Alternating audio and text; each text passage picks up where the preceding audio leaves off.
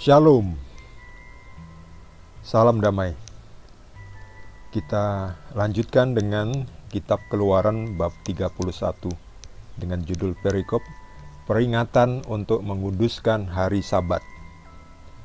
Berfirmanlah Tuhan kepada Musa, katakanlah kepada orang Israel demikian, akan tetapi hari-hari Sabatku harus kamu pelihara, sebab itulah peringatan antara aku dan kamu turun-temurun, sehingga kamu mengetahui bahwa akulah Tuhan yang menguduskan kamu. Haruslah kamu pelihara hari Sabat, sebab itulah hari kudus bagimu. Siapa yang melanggar kekudusan hari Sabat itu, pastilah ia dihukum mati. Sebab setiap orang yang melakukan pekerjaan pada hari itu, orang itu harus dilenyapkan dari antara bangsanya. 6 hari lamanya boleh dilakukan pekerjaan, tetapi pada hari yang ke-7 haruslah ada Sabat, hari perhentian penuh, hari kudus bagi Tuhan. Setiap orang yang melakukan pekerjaan pada hari Sabat, pastilah ia dihukum mati. Maka haruslah orang Israel memelihara hari Sabat dengan merayakan Sabat turun-temurun menjadi perjanjian kekal antara aku dan orang Israel. Maka inilah suatu peringatan untuk selama-lamanya. Sebab 6 hari lamanya Tuhan menjadikan langit dan bumi, dan pada hari yang ke-7 ia berhenti bekerja untuk beristirahat. Demikianlah sabda Tuhan.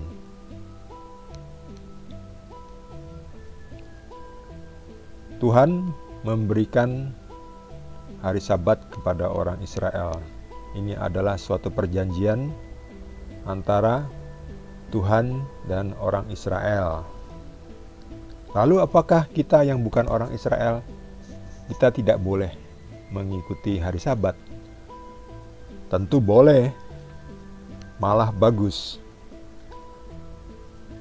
Hari Sabat kalau di Israel saat ini itu adalah hari Sabtu. Jadi hari Sabtu itu adalah hari Sabat. Ketentuannya tidak boleh ada orang yang kerja, termasuk di waktu Yesus di abad pertama. Yesus juga mengikuti hari Sabat. Tetapi ada peristiwa di mana Yesus menyembuhkan orang sakit pada hari Sabat. Lalu pemuka-pemuka agama, tua-tua Yahudi, orang-orang Farisi itu marah dan memprotes kepada Yesus. Mengapa kau bekerja atau menyembuhkan orang pada hari Sabat?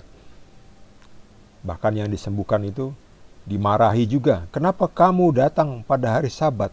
Datanglah pada hari-hari yang lain supaya dapat disembuhkan.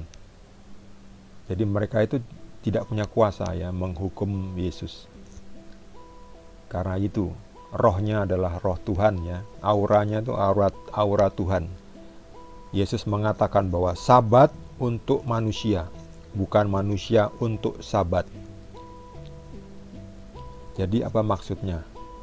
Maksudnya sesuatu itu, peraturan itu dibuat untuk kebaikan manusia, supaya pada hari tertentu ada waktu untuk berdoa untuk Tuhan, untuk merenungkan sabda Tuhan, berintrospeksi, mengkhususkan hari tertentu untuk Tuhan, dan waktunya teratur seminggu sekali.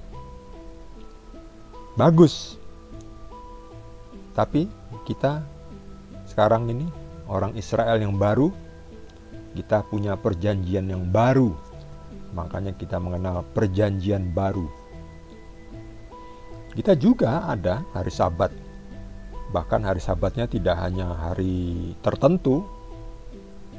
Bahkan tiap hari kita harus meluangkan waktu untuk berbicara, berkomunikasi dengan Tuhan. Itu bagus, kita butuh. Tiap hari kita butuh makanan jasmani. Demikian juga rohani kita. Roh kita juga butuh makanan rohani, yaitu sabda Tuhan. Sabda Tuhan itu menguatkan roh kita. Sebab Yesus sendiri pernah mengatakan bahwa bumi dan langit akan lenyap, tetapi perkataanku tidak akan lenyap. Sabda Tuhan Yesus tidak akan lenyap. Sabda Tuhan menghidupkan. Maka itu kita perlu menyisihkan waktu tiap hari, tidak hanya seminggu sekali. Seminggu sekali bagus, kita ke gereja bisa. Tiap hari lebih bagus lagi. Tapi kan tidak tiap hari orang bisa, atau tidak tiap orang bisa ke gereja tiap hari, ikut misa, mendapatkan perjamuan kudus, menyantap tubuh Yesus di dalam rupa roti hosti. Kita tiap hari berdoa, menyisihkan waktu untuk Tuhan, supaya tiap hari juga seperti ini dikatakan, untuk menguduskan hari Sabat. Jadi supaya kita juga dikuduskan, tidak hanya seminggu sekali dikuduskan oleh Tuhan, tetapi tiap hari. Lebih baik lagi tiap saat, tiap satuan waktu yang terkecil kita perlu dikuduskan. Ini dia, sehingga kamu mengetahui bahwa akulah Tuhan yang menguduskan kamu. Jadi pada hari Sabat orang-orang Israel ini, kepada orang Israel ini dikuduskan Tuhan. Jadi kita tidak perlu menunggu sampai seminggu baru dikuduskan. Tiap hari kita bisa dikuduskan.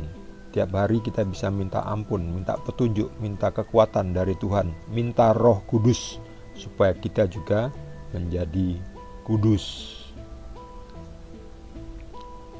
Bagi saudara yang mendapatkan tambahan pencerahan dari Tuhan Yesus, boleh juga berbagi dengan kita semua. Yang belum subscribe, jangan lupa di subscribe dan juga di like. Kita akan lanjutkan dengan perikop berikutnya. Terima kasih. Tuhan Yesus berkati kita semua.